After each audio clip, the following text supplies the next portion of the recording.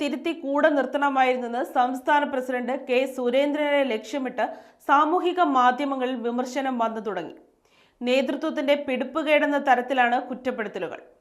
ഓരോ വ്യക്തിയും പ്രസ്ഥാനത്തിന് പ്രാധാന്യമുള്ളതാകണം. തിരുത്തേണ്ടത് തിരുത്തി കൂടെ നിർത്തണം.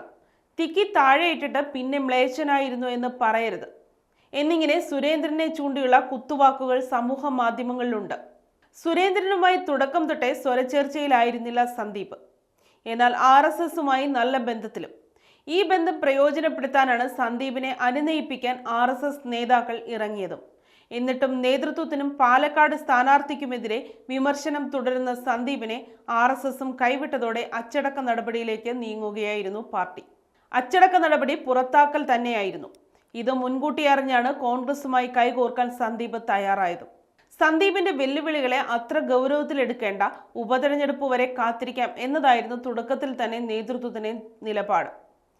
പാളിപ്പോയ ആ നിലപാട് BJPക്ക് ക്ഷീണമായെന്ന വിലയിരുത്തലാണ് പൊതുവെയുള്ളതും. സന്ദീപ് പാർട്ടി വിടുന്നത് ഒഴിവാക്കാൻ നേതൃത്വം കാര്യമായി ഇടപെട്ടില്ലെന്നാണ് BJPയിലെ പ്രബല വിഭാഗം പറയുന്നത്. നേതാക്കൾ പരസ്യ പ്രസ്താവനയ്ക്ക് തയ്യാറാകുന്നില്ലെന്നു മാത്രം.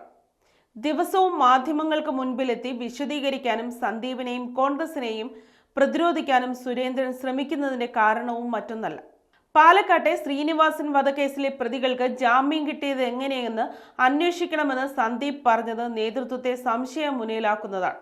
അതിനാൽ തെരഞ്ഞെടുപ്പിന് ശേഷം സന്ദീപിന്റെ നീക്കം എന്തൊക്കെയാകുമെന്നതിൽ BJPക്ക് ആശങ്കയുമുണ്ട്.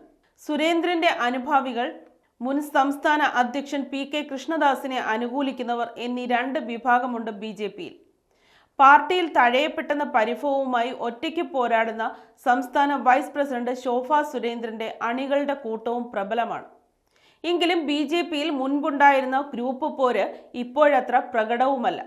കേന്ദ്ര നേതൃത്വത്തെ പേടിച്ച് എല്ലാവരും മിണ്ടാതിരിക്കുകയാണ്.